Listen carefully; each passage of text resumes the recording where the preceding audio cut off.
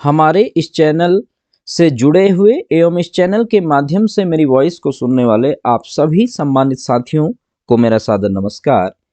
आज के इस वीडियो में हम बात करने वाले हैं कि कब आएगा UK triple SC LT result 2024।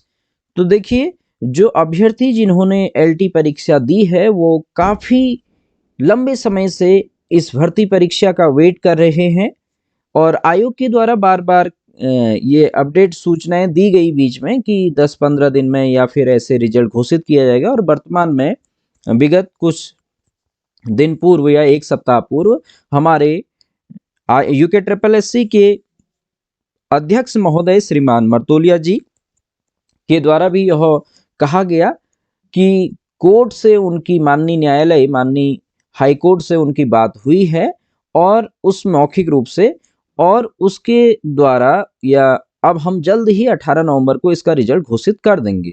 लेकिन अभ्यर्थी वेट करते रहे और वो 18 नवंबर को रिजल्ट को देखते रहे, लेकिन रिजल्ट नहीं आया। तो विश्वसनीय सूत्रों के माध्यम से मैंने भी इस पे पता करने की कोशिश की कि आखिर एलटी रिजल्ट क्यों नहीं आया या इसका क्या कारण रहा। तो जैसे हमने इसके बारे में कुछ सूत्रों के माध्यम से सूचना प्राप्त करने की कोशिश की, तो सूत्रों के माध्यम से यह सूचना प्राप्त हुई है कि कोर्ट ने इस पर मौखिक रूप से यानी कि ओरली स्टे लगाया हुआ है, कोई लिखित रूप से नहीं, मौखिक रूप से इस पर स्टे लगाया हुआ है। हाँ, मर्तोलिया जी की वहां पे बात हुई होगी हम मानते हैं, लेकिन वर्तमान में यह सूचना है कि कोर्ट ने इस पे मौखिक रूप से स्टे लगाया हुआ है और 21 नवंबर को इस मामले में सुनवाई होनी है। और जो मामला है वो आप सभी को पता है कि जो गेस्ट टीचर्स के द्वारा यहाँ पर हमको एलटी भर्ती परीक्षा में वेटेज दिए जाने का जो मामला चल रहा है वो आप सभी लोगों को पता है।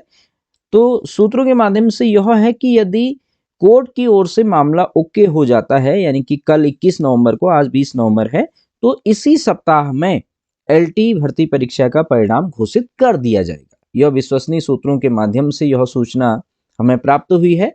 तो मेरा आप सभी लोगों से यह कहना है, जो एलटी भर्ती परीक्षा से जो अभ्यर्थी हैं जिन्होंने परीक्षा दी है, कि आप थोड़ा धैर्य बनाए रखें, क्योंकि तो कोर्ट के द्वारा यह इस पर स्टे लगाया गया हुआ है काफी। हालांकि यह लिखित रूप में नहीं है, मौखिक रूप से अभी है। तो जैसे ही यह अगर कोर्ट से ओके हो जाता है तो परिणाम हमारे सामने होगा। बस हम यही एक आशा लगाए रखते हैं कि जो परिणाम हो बिल्कुल फेयर हो, उसमें पूरी पारदर्शिता बनी रहे, ये प्रमुख है। उस अभ्यर्थी तब नाराज नहीं होता है कि जब उसका सिलेक्शन नहीं होता है उतना, ठीक है, वो उससे ज्यादा नाराज होता है यदि पारदर्शिता में कहीं कमी रह जाती है। तो जिन्होंने मेहनत की होगी, जो कैंडिडेट्स ने रियल में जो उसके काबिल हैं, उनका सिलेक्शन होगा और होना भी चाहिए। और मैं यह भी कहना चाहूंगा कि हमें डर इसलिए लगता है कि तो परीक्षा सदैव अकेले में होती है, परंतु उसका परिणाम सबके सामने आता है, यही डर का मुख्य कारण होता है। दूसरी बात, हमें डर एक और होती है जब हमने बहुत मेहनत की होती है और हमको पूरी आशा होती है कि कहीं नहीं हुआ सिलेक्शन, तो ठीक है। तो अब देखिए, मैं ये कहूंगा कुछ लोगों को तो डेफिनेटली सिलेक्शन मिलेगा और लेकिन बहुत से लोगों को नहीं मिलेगा। बहुत से लोग मैंने इसलिए बोला क्योंकि तो आप सभी जानते हैं अनएम्प्लॉयमेंट बहुत ज्यादा है, फॉर्म बहुत लोगों ने फिल किया था, परीक्षा बहुत अभ्यर्थियों ने दी है, लेकिन वैकेंसी नंबर ऑफ पोस्ट कम है। तो इसलिए जितने नंबर ऑफ पोस्ट है उन्हीं को तो सिलेक्शन मिलेगा। तो जिनका सिलेक्शन हो उनको अग्रिम शुभकामनाएं हैं हमारी ओर से। दूसरा, जिनका किसी कारण से यदि सिलेक्शन रह जाता है, हो सकता है आने वाली वेटिंग लिस्ट के बाद भी किसी का मान लीजिए 0.25 मार्क्स से सिलेक्शन रह जाता है, तो मैं ऐसे अभ्यर्थियों से कहूंगा कि आप ये ऐसी अवधारणाएं ना बनाएं कि मेरी किस्मत में कहाँ है, मेरी तो किस्मत में है ही नहीं। नहीं, ऐसा नहीं है, बल्कि है क्या कि आपने बहुत अच्छा प्रयास किया, बस आपकी 0.25 के बराबर मामूली सी कमी रह गई, जिसको आप लेक्चरर एग्जाम में दूर कर सकते हैं। तो आपके पास एक और ऑप्शन है, लेक्चरर का एग्जाम। और किसी के पास 2 नंबर से रह गया तो उनकी 2 नंबर के बराबर कमी रहेगी, किसी का 5 नंबर से रह गया, 10 नंबर से रह गया तो उनकी उतनी कमी रहेगी। आपको थोड़ा और मेहनत करनी होगी।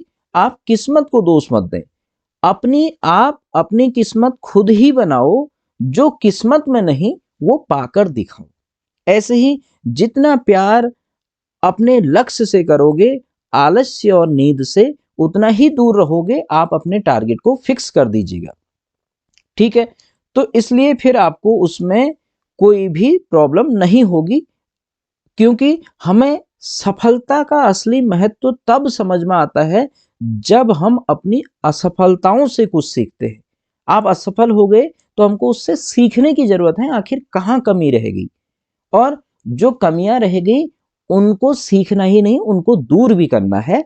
इसलिए हमेशा मैं आपसे यही कहता हूं कि आप हमेशा मोटिवेट रहिए। आप डिमोटिवेशन में जाइए मत, ब्रेन में पॉजिटिव थॉट्स को आप सोचिए, पॉजिटिव थॉट अपने मस्तिष्क में लाइए, कि तो हमारे को कंट्रोल हमारी पिट्यूटरी ग्लैंड, जिसको मास्टर ग्लैंड बोलते हैं, ठीक है, हमारा मस्तिष्क ही हमको कंट्रोल करता है। इसलिए हम उसमें जितने अच्छे सुविचारों को, पॉजिटिव थॉट्स को हम अपने अंदर लाएं, हम अपने मस्तिष्क से उतने ही स्वस्थ रहेंगे और अच्छे से तैयारी कर पाएंगे। तो इस सनवाल फिजिक्स क्लासेस चैनल के माध्यम से मैं जो अपने मेरे स्वयं के नोट्स भी हैं पेडागोजी पर, मैं उनको भी यहाँ पे अपलोड कर रहा हूँ। तो आप उस पर भी फोकस कीजिएगा, ठीक है, आप उनको भी वहाँ पे पढ़िएगा, अपनी अच्छी तैयारी करें। और जिन लोगों का सिलेक्शन हो भी जाता है एलटी एग्जाम में, वो भी लेक्चरर एग्जाम के लिए जरूर तैयारी करें, क्योंकि जब आप सिलेक्शन होने के बाद जब आपका विभाग में ज्वाइनिंग हो जाएगी, तो यदि तुरंत रिजल्ट आ जाता है, यदि अब कोर्ट से मामला दूर हो जाता है और रिजल्ट आ जाता है, तो आपकी जब भी ज्वाइनिंग हो जाएगी विद इन 1 to 2 मंथ, लगभग इतना लग ही जाता है, 1.5 से 2 महीना, या लेकिन सरकार के हाथ में है कि वो जितना कितना क्विक एक्शन उस पर लेना चाहती है। तो उसके पश्चात मैं आपसे कहूँगा कि आपको स्कूल में पढ़ाना भी होगा, और फरवरी में आप लोगों के बोर्ड एग्जाम में भी आपको ड्यूटी देनी होगी, फरवरी मार्च में। और फरवरी में पॉलिटेक्निक लेक्चरर का भी एग्जाम है, तो आप फिर वहाँ पे उतनी आपको तैयारी का समय नहीं मिल पाएगा, क्योंकि बहुत सारा जो हमारी जिम्मेदारियां हो जाती है, हमारी अपने ड्यूटी के प्रति हमारे कर्तव्य हो जाते हैं।